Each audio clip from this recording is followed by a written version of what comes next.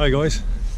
Well, after last weekend's well, I got one fish last weekend and I know I could have done better, so I've come back again to Abbrook Pond. Now, apologies to those guys who follow my YouTube channel, and there's not hundreds of you, there's only what, 90 odd of you, but thank you to all of you that subscribed, and if you haven't subscribed, please do so. Now, apologies to you guys who have subscribed when I've been doing loads of trout fishing videos. I confess, for the last 2 years I've done primarily trout fishing. I absolutely adore it, I love it, and I'm going to do stacks more this year, but obviously the season's not quite started. Although I could go for grayling, but I don't tend to like nymph fishing. I'm a dry fly guy for the trout. That's not because I'm a purist, it's basically because I just love seeing the take. And if I was to fish subsurface, then I'd rather do it for coarse fish rather than grayling.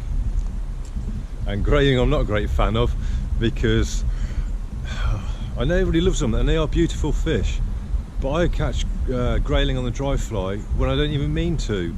I'm untangling my line and the fly is dangling on the surface, just dropped on the surface around by my legs, and the grayling come and take it. So I'm not a great fan of grayling. So if I'm going to fish subsurface, I'd rather do it for carp, and I am a carp angler. I did that since I was about 12 and I've fishing since I was about 5. So as we're not in trout season yet, and I really enjoyed myself last weekend, I'm back here to Abbrook Pond, Kingsteignton, which is my club water. I'm a bailiff here, to do some more stalking and margin fishing.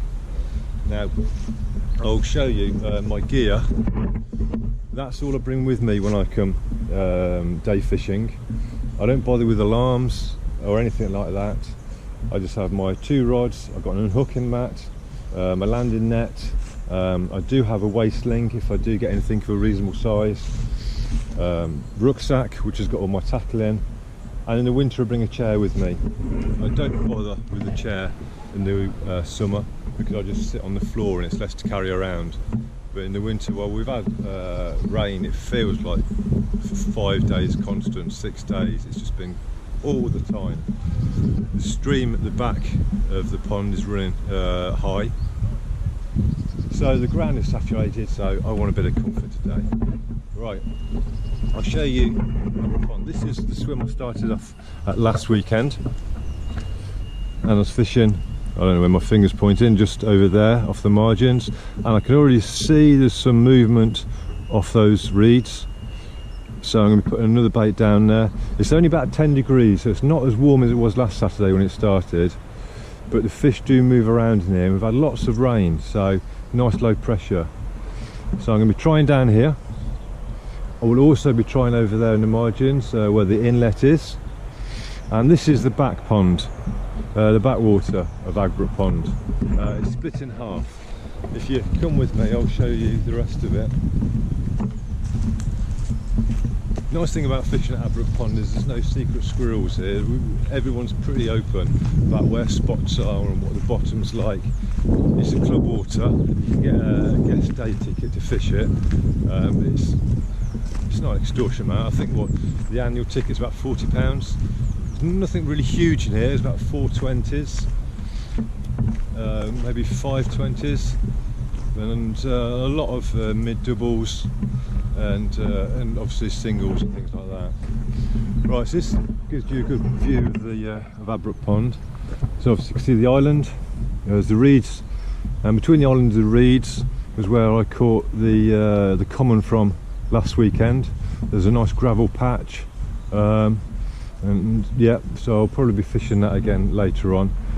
Another reason why I don't bring a lot of gear is it enables me to move around and be very mobile.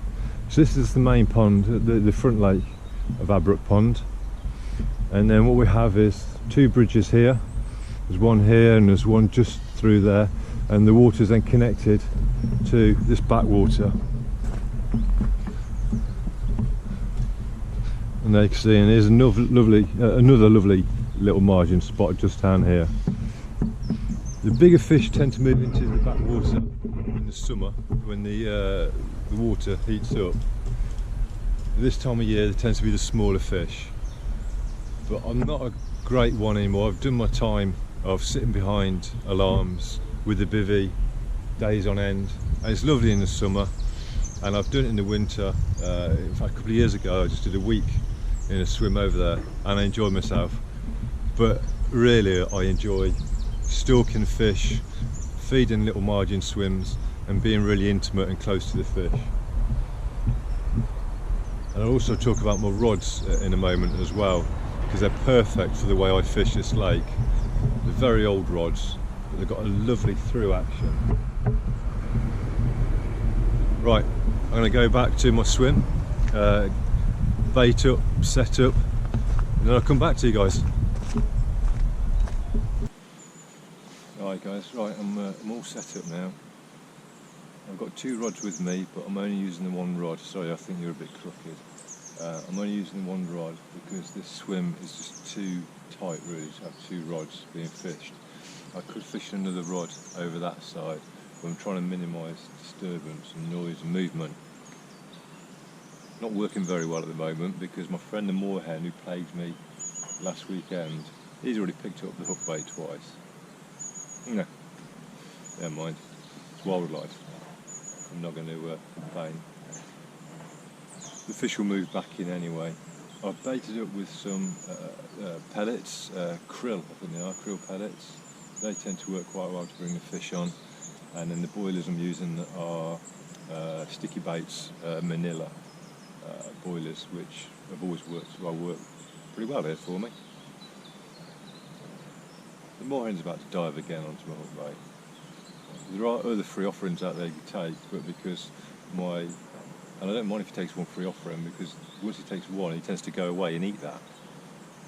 But he keeps picking up my hook bait because I'm fishing a combi rig, so it's a fluoro boom with the braid tip, and then the hook baits are critically balanced, or as a wafter. There you go, he's got a freebie, you can have that one. Right, go away Mr. Moorhen. So my hook bait is sitting just on the surface. It's very, very silty here. The silt is 1, 2 foot, 3 foot in depth in some places. Very, very silty, this back area. Fishing 1.5 ounce lead, which won't go too far down into the silt, and then the hook bait just sits on, or just slightly in, the top layer of the silt. And that's where the carp feed in the silt.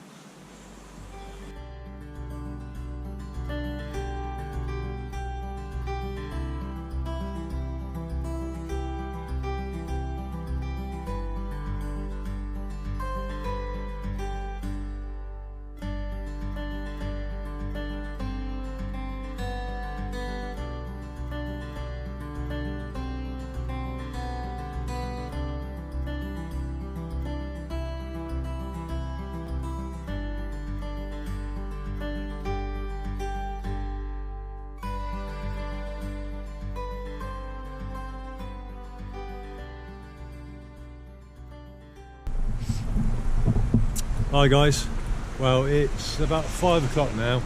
I've done the day here. I've moved 4 times, I've been in 4 swims. So I started off over in the backwater, then I moved over to the swim. I'll show you. Let's move. Swim over there, see it just to the left of the reeds. Sorry, no, to the right of the reeds, behind the island. Then I fished by my car to the deep water, and then I've come to this swim, and I've been here about 2 hours in this swim. And one rod in the deep water here,